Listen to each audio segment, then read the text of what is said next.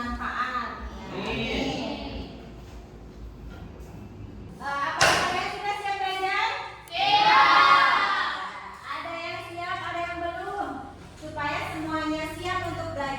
Kita ice breathing dulu. Kalian ikuti gerakannya dan ucapkan ya. Ice breathingnya itu kepala, pundak, lengan, kepala, pundak, lengan. Ya, kalian sambil ucapkan gerakannya, ikuti dan sambil ucapkan. Bisa dipahami? Bisa. Bisa. Oke, bisa dimulai? Bisa. Siap ya? Kepala, pundak, lengan, kepala, pundak, lengan, pundak, kepala, lengan, kepala, lengan, pundak, lengan, pundak, kepala, lengan, pundak, kepala, kepala, pundak, lengan, kepala, pundak, lengan, kepala, pundak, lengan, kepala, pundak, lengan. Ya, berarti kalian sudah fokus, tepuk tangan buat kalian. Kalian ingat minggu kemarin kita belajar apa?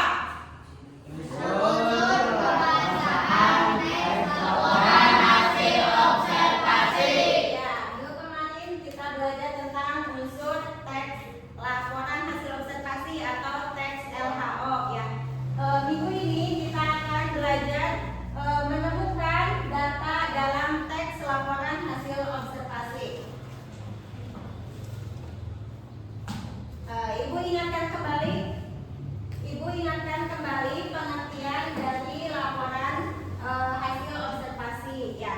Di mana teks laporan hasil observasi itu harus faktual berdasarkan fakta tentang suatu objek ya yang diamati secara langsung ya. Setelah kalian mengetahui pengertian teks LHO ini, diharapkan kalian bisa menemukan data dalam teks laporan hasil observasi.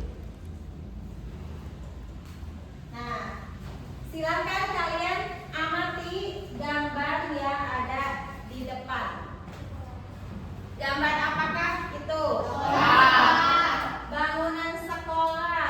Sekolah apa? Sekolah SD ya. Di sekolah tersebut ada apa saja? Tiang bendera, apalagi pohon, tanaman, apalagi kelas, jendela, pintu, betul. Ya, bendera merah putih, betul.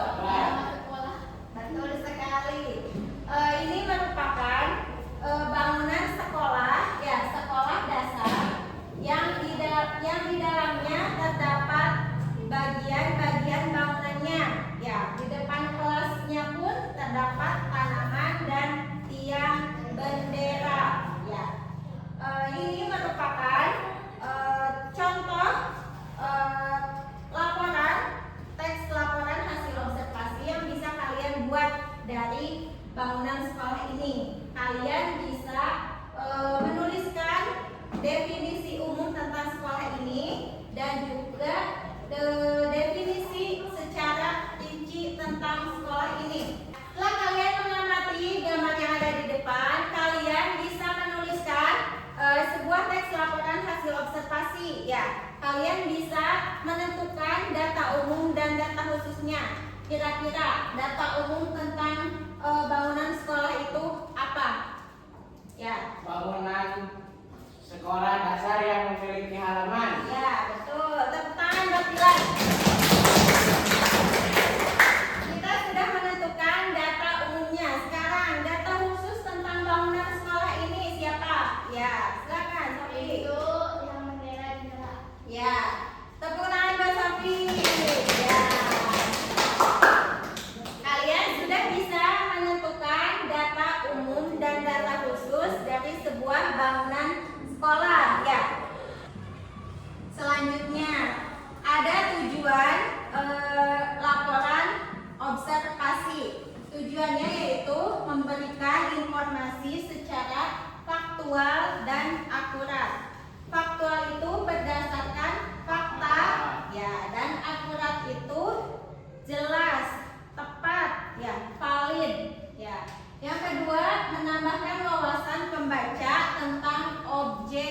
yang diamati. Nah, ini dia struktur teks observasi. Yang pertama ada pernyataan umum, yang kedua deskripsi bagian, yang ketiga ada deskripsi manfaat. Setelah kalian mengetahui struktur teks laporan hasil observasi, kalian diharapkan dapat menuliskan sebuah teks laporan hasil observasi itu berdasarkan strukturnya. Jadi kalian akan menentukan strukturnya itu jelas mana bagian umum, mana bagiannya, dan mana deskripsi manfaatnya. Ya. Setelah kalian bisa menuliskan sebuah teks laporan hasil observasi, kalian bisa menjadi penulis muda yang hebat, yang terkenal, yang tulisan kalian bisa dimuat di surat kabar, ya bisa masuk media sosial sehingga nama kalian akan terkenal, akan ada di mana-mana, ya. Untuk menambah pemahaman kalian, ya, kita akan membuat sebuah kelompok di mana kalian akan dibagi lagi dalam kelompok. Kalian ngobrol apa? Ya, bisa fokus? Bisa, ya. Ya, perhatikan lagi, kalian akan dibagi ke dalam kelompok. Kemudian kalian akan diberi tugas untuk mengerjakan diskusi kelompok tentang struktur teks observasi. Kalian sudah duduk bersama kelompoknya? Kalau sudah, ibu akan membagikan RKPD-nya yang harus kalian kerjakan ya dengan kelompoknya. Kalian kerjakan dan baca terlebih dahulu contoh teks laporan hasil observasi yang telah disediakan. Kemudian baru kalian isi tabel yang sudah disediakan. Di sini ada data umum dan data khusus yang harus kalian tuliskan dari contoh teks laporan hasil observasi di atasnya.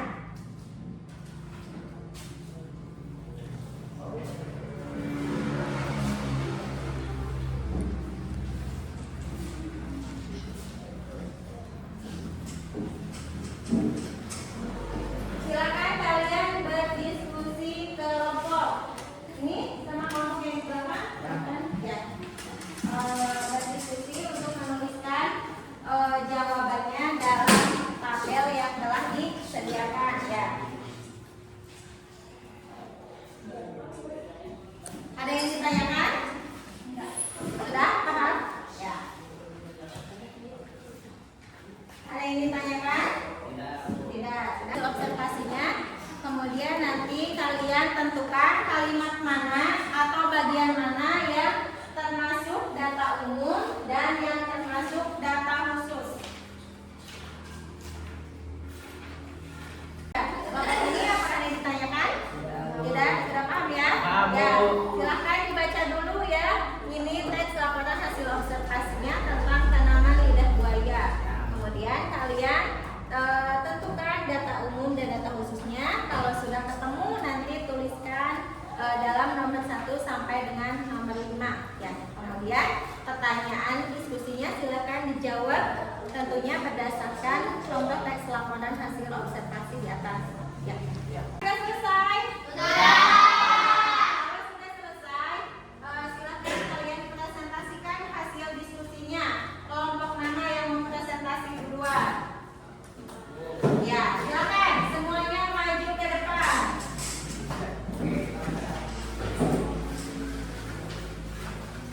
Silakan. Ya.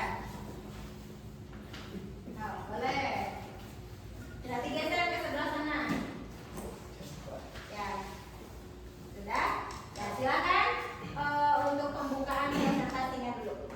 Assalamualaikum warahmatullahi wabarakatuh. Waalaikumsalam warahmatullahi wabarakatuh. Kami dari kelompok 3 akan mempresentasikan hasil diskusi kami. Ya, silakan. Tugas yang pertama tentang data umum dan data khusus yang kami temukan. Data umum, tanaman lidah buaya adalah salah satu jenis tanaman sukulen yang banyak ditemukan di daerah tropis dan subtropis. Data khususnya, daun lidah buaya memiliki panjang rata-rata 30 sampai 60 cm dengan warna hijau agak kebiruan serta bercorak bintik-bintik putih pada bagian daun muda. Ya. Silakan untuk pertanyaan diskusinya dijawab.